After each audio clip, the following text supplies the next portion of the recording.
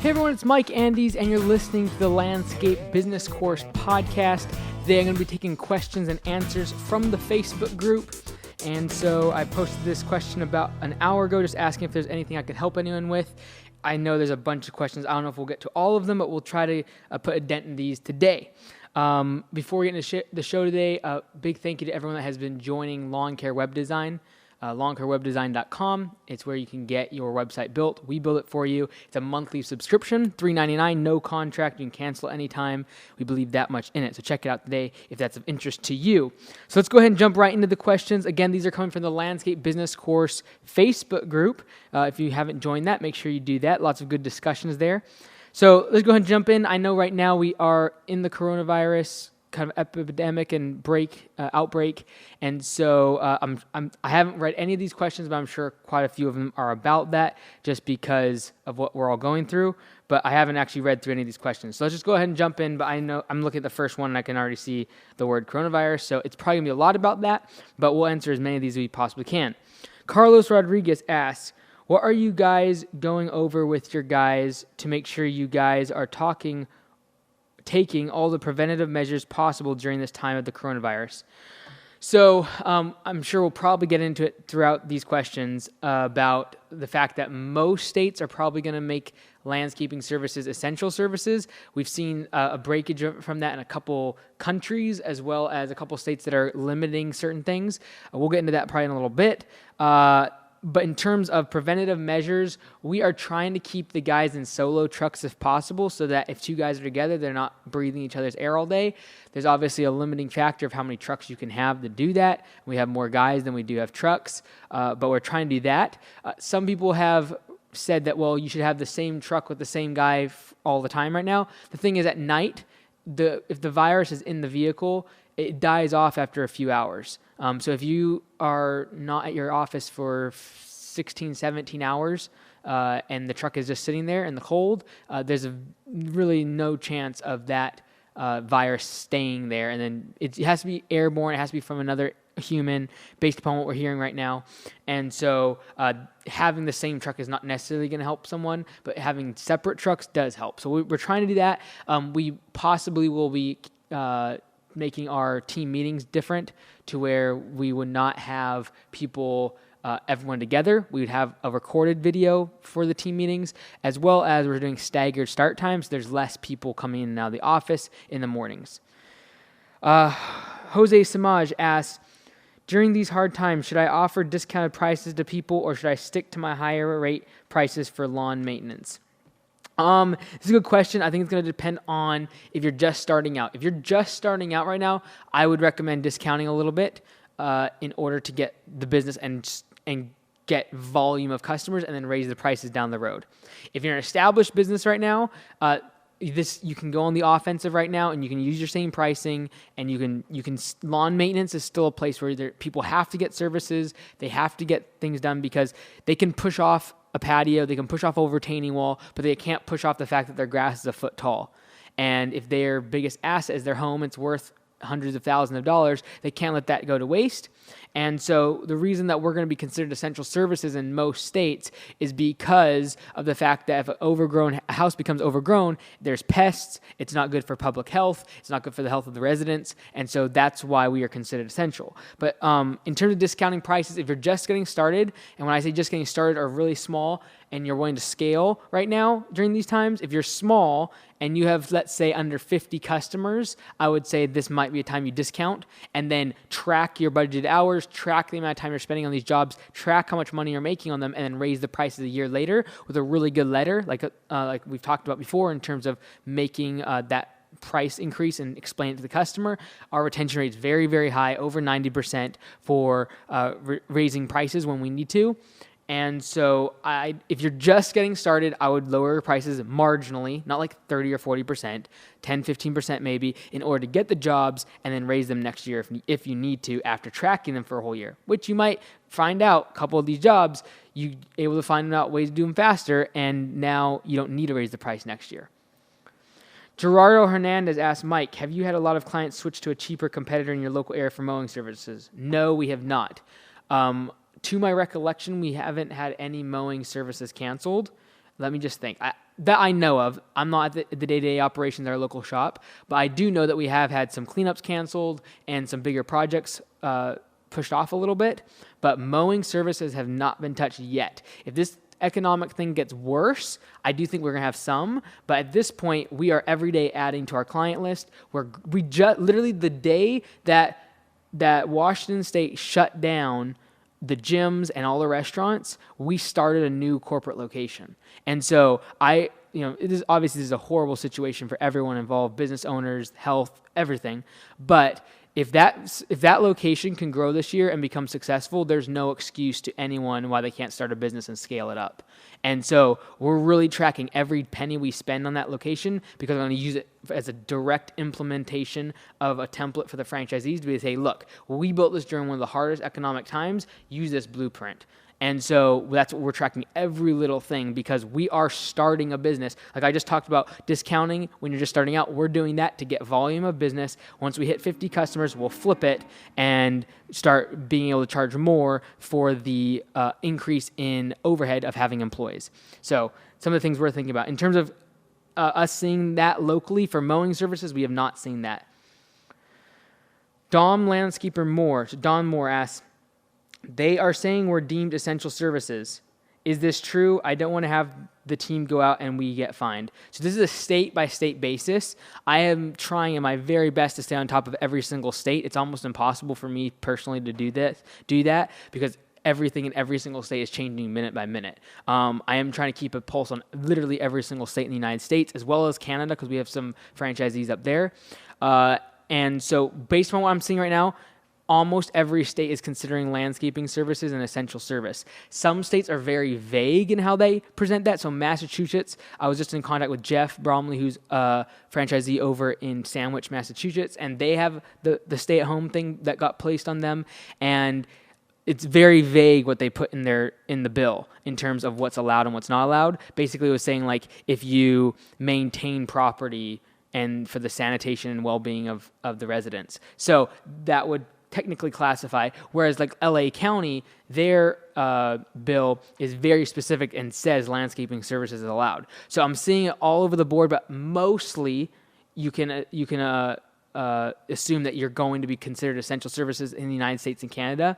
That being said, every single state is different, and as this thing gets worse, I don't know what's going to happen. I'm keeping a pulse on it every single day. As of like this evening, I know our state, 5:30, I'll be tuning in the governor speaking. I'm trying to do that for all the different states, and I'm trying to keep a pulse on it all. But based on what I'm seeing right now, most of us will fall under essential services.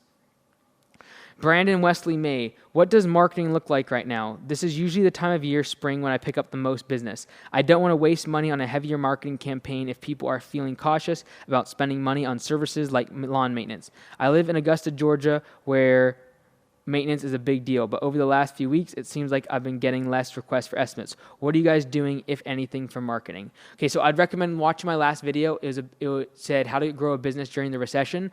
It's actually me out in my car driving, doing estimates for training, and explaining this whole thing about what we're doing in terms of marketing. So I'm not going to share specific numbers because that's just for the franchisees, but we have seen a definite shift in certain ways that the marketing customer acquisition cost is trending right now in terms of online, offline, EDM, EDDM, things like that. And so this is definitely a time you need this. I've said it for years now.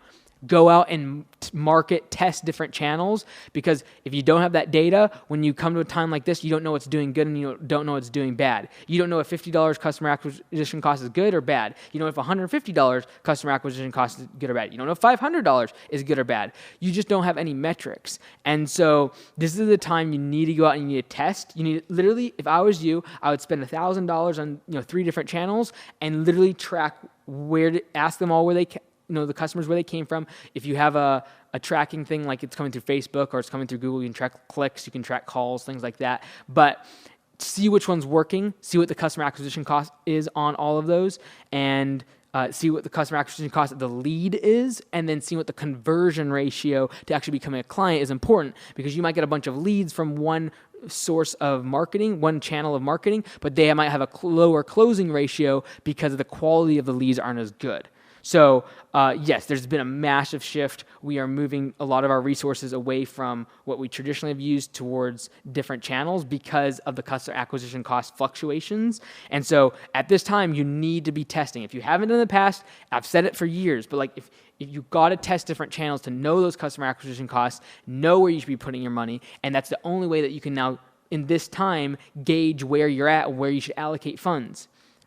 Okay, so we are doing a lot of marketing. We're testing a bunch of different channels, and now after last week when we did a lot of testing, now we're allocating a lot of funds, doubling down on the things that worked. Matt Davies, how do you get your existing customers to be okay with you sending your employees to cut lawns, etc., rather than it just being you that turns up? Customers have got used to me turning up. However, we are scaling quickly, and I need to step away from doing every single lawn. I like to know how you transitioned in the early days.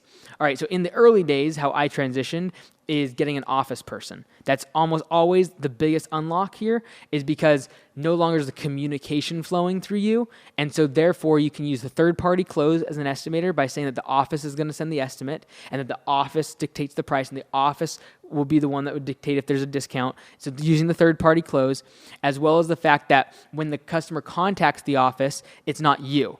And so if someone calls from your postcard that you sent out and you answer the phone and you set up the appointment and then you come and you visit them at the job and then you come the first mow and you're there again, guess what? Your brand is you. You are the business. Your personality is the business. What we want is the brand to be what the association with the customer, that's the strong bind we want to have. We want the customer to be a fan and a customer of the brand, not of any person or employee. So regardless of who's on the property, regardless of who answers their phone call, as long as they're part of our Augusta team, that's what we want our customer to be thinking about. That's why Command Center is so great, is because there's multiple people at Command Center, so they don't get tied to any one person. Then the estimator comes out, and they perform the estimate, and it seems very natural for them to then hand it off to a project manager or to the mowing crew. And so number one thing is have office staff. If you can't afford an office staff person, I would just make sure that you set standards so that in your CRM, you have really good notes on all of your properties so you can send anyone that is experienced with your business, at least send them to a property that they might not have seen before, but if you have good enough notes in your CRM, they should be able to perform the work up to the satisfaction level of the customer.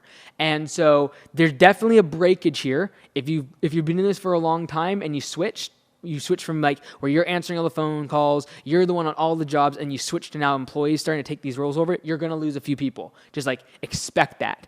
If you're going to make that transition smoother, make sure you have really good notes in your CRM in order for your employees to be able to pick up where you left off and not, because like you have a lot of information in your head. If it's just in your head and it's not in your CRM, it doesn't exist. So make sure it's in the CRM so that when you get employees, you're setting them up for success whether they can actually perform the work satisfactorily.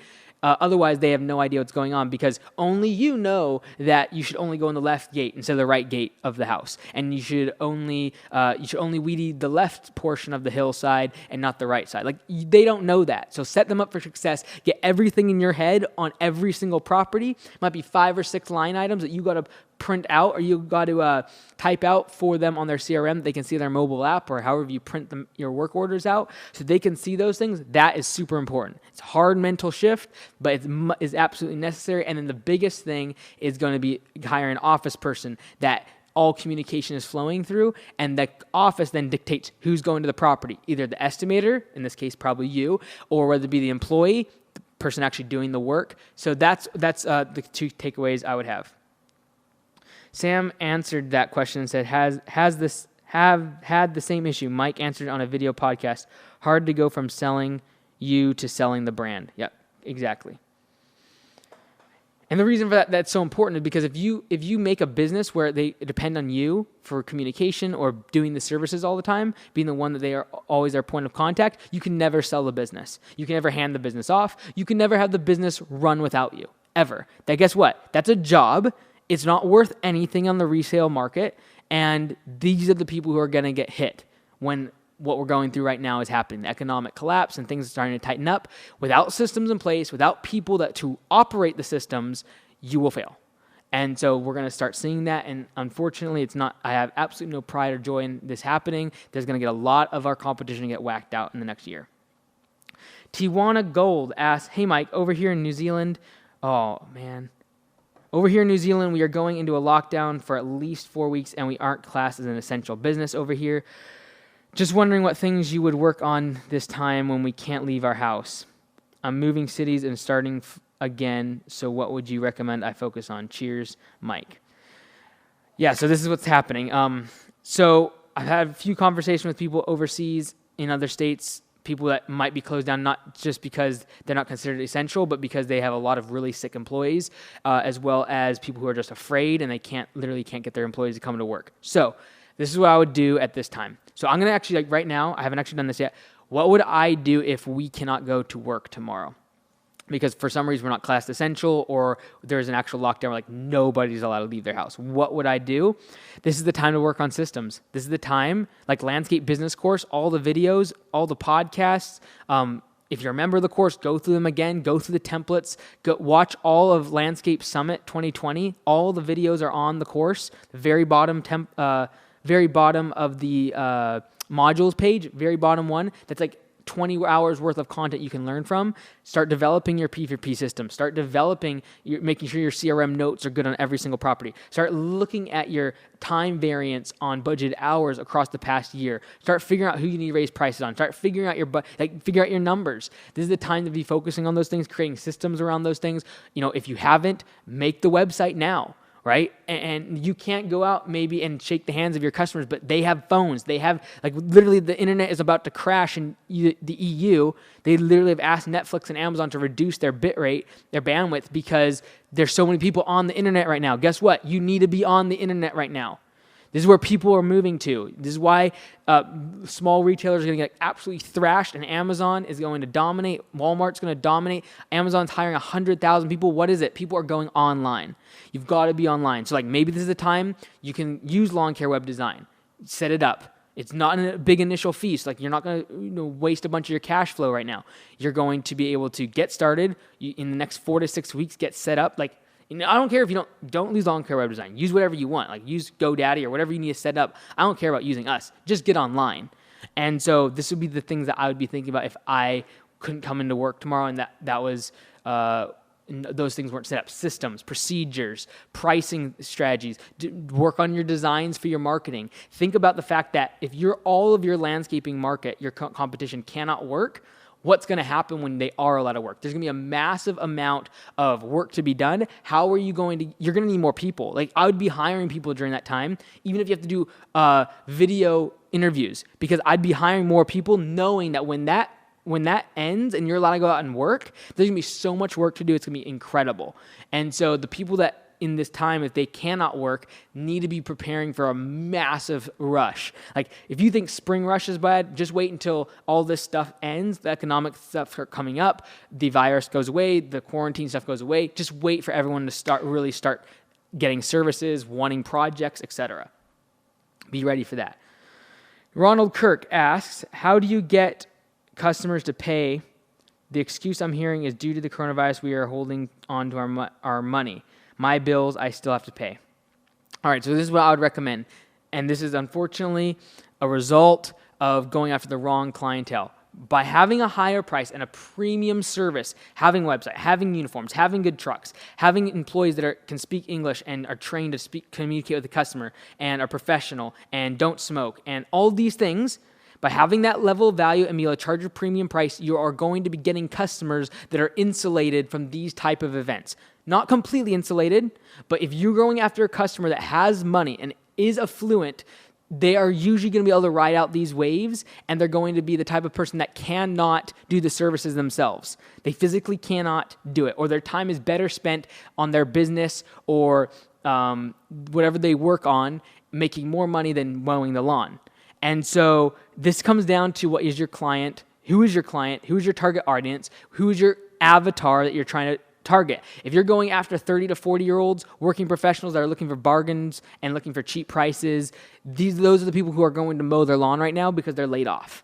If you're going after 70 and 80-year-olds that are affluent, that you are going to have a huge amount of value for, you're going to have multiple people in the office to be able to have great communication with them. You're going to have automation set up. You're going to have great employees. You're going to have uniforms. Your brand online is going to look really, really good. Social media is going to be on point, and you're able to charge a higher price to market to those people. They're the people who will get through this just fine without interruption of services. In terms of how do you get customers to pay, right now is the time to focus on that different echelon of clientele. And they're no greater or better people than the ones that are going to be more budget conscious, but those are the people you want. You can't just go after them, though. You're going to have to change the way you do business. You're going to have people in the office. You're going to have the value of a website and all these other things. And so that's easy for me to say because that would be a fix that you could have started a year or two ago, trying to change your client base. But in terms of now, how do you get your customers to pay and keep them on board?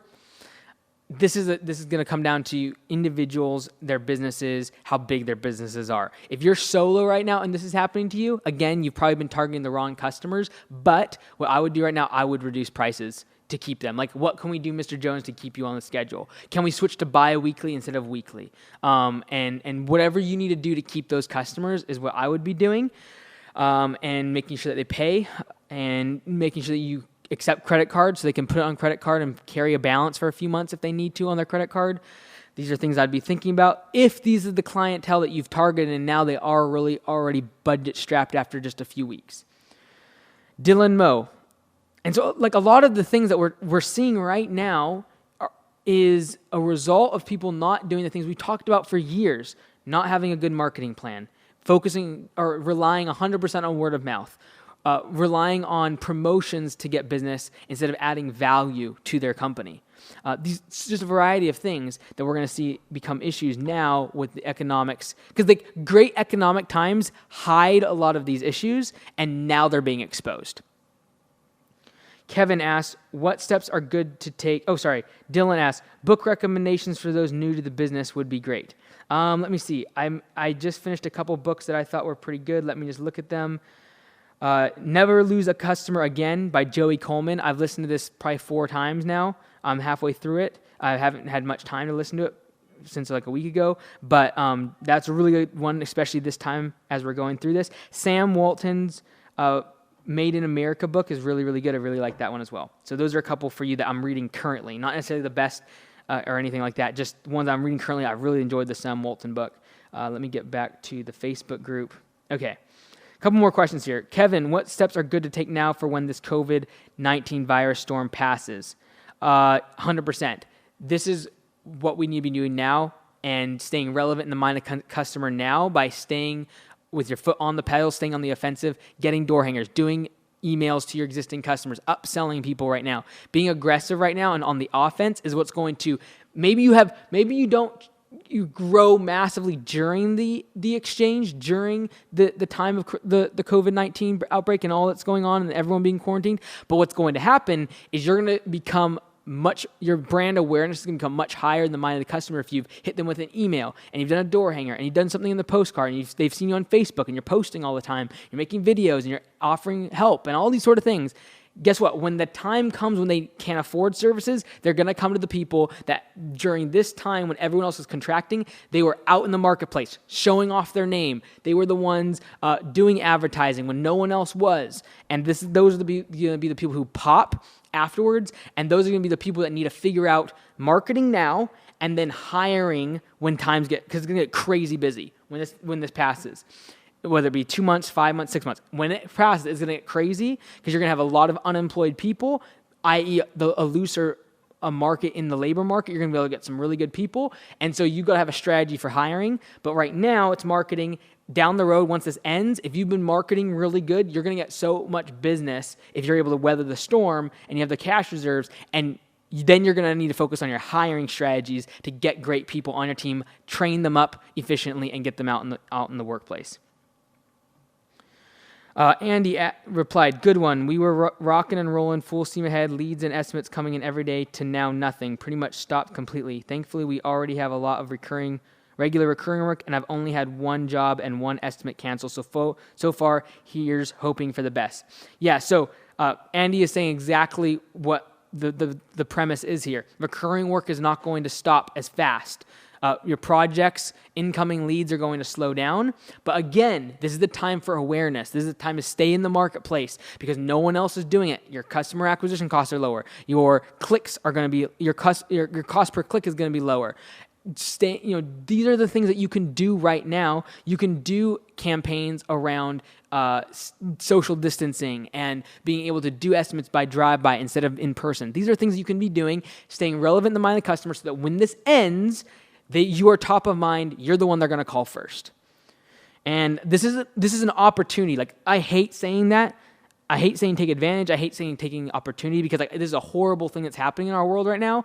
But from a business standpoint, there are going to be people who make a bunch of money and their brands and their business are going to take off in 2021. And it will be because how they handled 2020 and that they stayed on the offensive in the marketing department and they really buckled down their website. They did social media every single day. They got creative with it. They started sharing it and posting. They got reviews online. They got their website set up and where it's all connected with their social media. These are the things you got to be doing, getting reviews. And so during this time, when we're locked down, 2-3 months, whatever it is, this is the time to focus on marketing, staying relevant, awareness. Like, we're unleashing cash reserves right now because I know that this is the time to do it because it's going to pay massive dividends down the road. All right. And I'm already seeing it with even the franchisees. It's been a week since everything's really got tight that I'm recording this from, and I'm already seeing new leads from franchisees, people that want to become franchisees who are used to be corporate executives, used to be management level positions, because those are people who are getting laid off. So we don't have it as bad as everyone else. Let's first establish that in this industry. Landscapers do not have it as bad as a lot of other industries. Dentists, restaurants, gyms. I have a gym. It's closed. We are burning cash like crazy. And so a lot of other industries have it much worse than us right now, and so we need to really focus on this opportunity for our businesses to grow. We need to stay safe, we need to stay healthy, number one, but this is an opportunity to grow. Last question here, and then we'll wrap it up for today. Andy Bolton asks, would an information ad campaign on Facebook letting customers know we're open during the crisis, how we can do estimates without face-to-face meetings, and so on be a good plan? Yes, Andy, it would. Make sure that you... there's certain guidelines. Look on Google and on Facebook. There's certain ad guidelines that you don't want your ad to get blocked based upon how you use certain verbiage around the coronavirus. I'm glad they're doing this because there's a lot of scams rolling around right now, but just be aware of that. So hopefully that helps. I know a lot of this information is very isolated to what we're going through right now. If you're watching this in 3 years, you're like, what in the world is the coronavirus? That's not relevant. This is something that's going to happen in your lifetime. If you're watching this in 5 years, it's going to happen the next 10 years of your business journey. The past week has been the most stressful time in my business career, hands down. Just a massive amount of communication every single hour and minute. And literally, as I'm reading this, an employee texts me, and I know he's saying something about what the governor just said in Washington State. So we're changing minute by minute. I'm looking at all the states. I haven't got back to a lot of you that have texted me back or emailed me that aren't part of the franchisee group because I'm trying to focus on them. It's been really stressful. My gym closed down. A lot of local businesses are just completely going bust. The local mall, the strip mall that we have the studio in, I'd say 20% of them are going to go out of business. They're all closed right now, but they won't be able to survive this. And so this is definitely, we've never seen anything like this. This is definitely the thing that we've been preparing for. We've talked about having the systems, having the people in place, having the marketing, having your website, having the professionalism, having the value so you can charge the higher prices, having that correct customer base that you're going after. These are things we've been talking about. And this is what is going to separate the people that have not done those things and the people who have are going to do much, much better in the next 12 months. So hopefully some of these things help. And if you haven't implemented them, please, I beg you to start doing them today. Thank you so much. You've been listening to Mike Andes on the Landscape Business Course Podcast.